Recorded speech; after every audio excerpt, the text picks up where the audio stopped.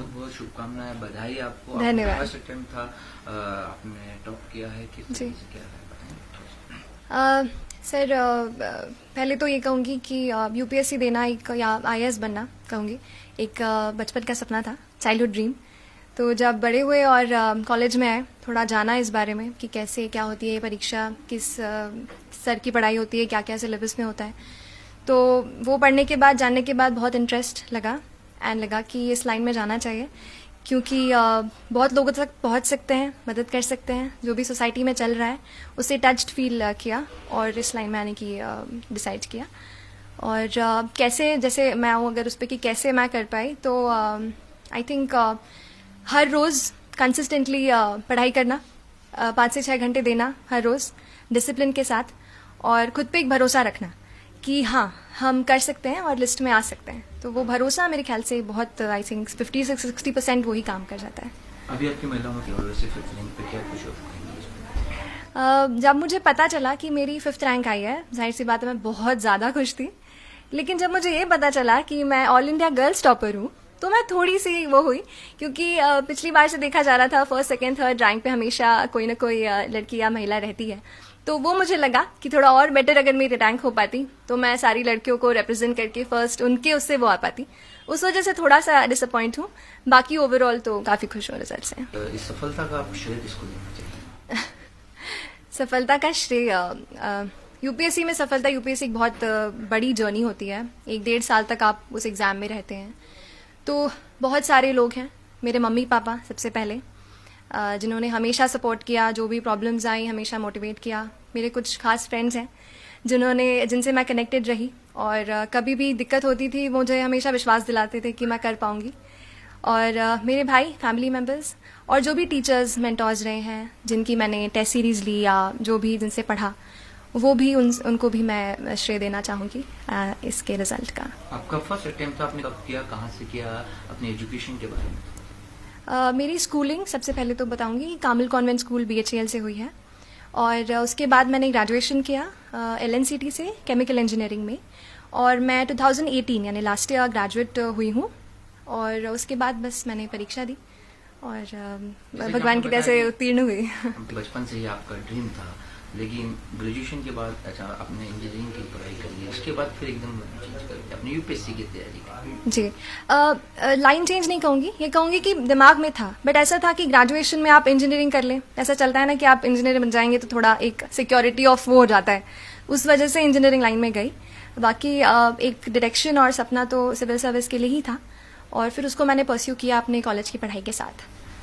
पढ़ाई कई मेहनत कई लोग करते हैं, कईयों का फर्स्ट होता है, कईयों का फर्स्ट सेकंड थर्ड अटेम्प्ट होता है, लेकिन आपने फर्स्ट अटेम्प्ट में इसको निकाल लिया, पास करा है, टॉप किया है। तो आपको क्या लगता है कि उन लोगों के लिए आपका क्या संदेश है जो इनका 1-2 बार फेल हो जाते हैं, फिर रुक जाते हैं 1 नंबर से, तो उनके लिए आप क्या संदेश देना चाहते हैं कि किस तरीके से तैयारी करें कि वो फर्स्ट अटेम्प्ट में ही टॉप करें? देखिए, पहली बात तो मैं ये कह दूंगी कि जितने लोग इंटरव्यू देते हैं, जैसे इस साल 1994 स्टूडेंट्स ने इंटरव्यू दिया, मैं कहूँगी कि सब लोग जो हैं इक्वली नॉलेजेबल रहते हैं। बस थोड़ा सा 19-20 का मैं कहूँगी फ़र्क होता है, क्योंकि जो कोई भी वहाँ पहुँचता है उसने काफ़ी पढ़ाई की होती है, काफ़ी सैक्रिफाइसेस करने पड़ते हैं और किए होते हैं, तब वो पहुँचते हैं। लेकिन फिर भी जो भी छोटी सी मैं एक वो दूंगी, मतलब यही कहूँगी कि कंसिस्टेंट रहें, थोड़ा सा पढ़ें, लेकिन हर रोज़ पढ़ें, बिना डरे पढ़ें। क्योंकि हम जैसे मेरे फैमिली में किसी ने भी सिविल सर्विस का एग्ज़ाम नहीं दिया, कोई नहीं है, तो ऐसे लगता है कि हम दे रहे हैं, क्या हो पाएगा नहीं हो पाएगा। लेकिन खुद पे एक भरोसा रखें और सही डायरेक्शन पकड़ें। इस एग्ज़ाम में काफ़ी सारी बुक्स हैं, काफ़ी सारा मटेरियल है, तो आप यूपीएससी सिलेबस को रेफर करें, पास्ट ईयर क्वेश्चन पेपर्स को देखें कैसे क्या पढ़ाई की जाती है, और उसी को अपना मार्गदर्शक बनाएं, और उसी से मेरे ख्याल से होगा। आगे अब आप क्या है कि क्षेत्र में ज़्यादा सोचती हैं कि महिलाओं के लिए, बच्चों के जी, मतलब आपने कुछ ऐसा प्लान किया होगा या फिर किस आपके मन में है, क्या भावना है? मेरे मन में 3 चीज़ें हैं, 3 फील्ड्स हैं जिसमें मैं चाहती हूँ कि मतलब उसमें मैं काफ़ी काम करूँ। पहला तो महिला सशक्तिकरण का, महिला खुद हूँ, लेकिन उसके अलावा भी मैं कहूँगी कि महिलाओं की दशा थोड़ा और सुधारना, उनको और एम्पावर करना। दूसरी जो चीज़ है, जो मेरा फोकस मैं कहती हूँ, वो है एजुकेशन। एजुकेशन हमारे भारत के लिए बहुत ज़्यादा इस वक्त बहुत ज़रूरी है। बहुत सारा यूथ है, अच्छे से पढ़ेगा तो कंट्री भी आगे बढ़ेगी। और तीसरा जो मैं कहूँगी,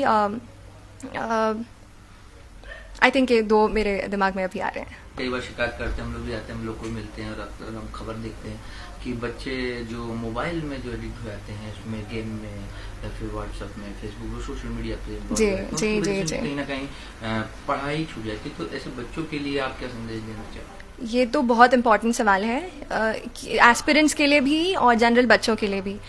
अभी हुआ ये सर, इंटरनेट हमारे लिए सबसे इम्पोर्टेंट चीज़ है। मैंने भोपाल से पढ़ाई किया, इंटरनेट में काफ़ी टाइम गुजारा, उसी से पढ़ाई लिखाई सब वहीं पे, लेकिन वो सबसे बड़ा डिस्ट्रैक्शन भी है।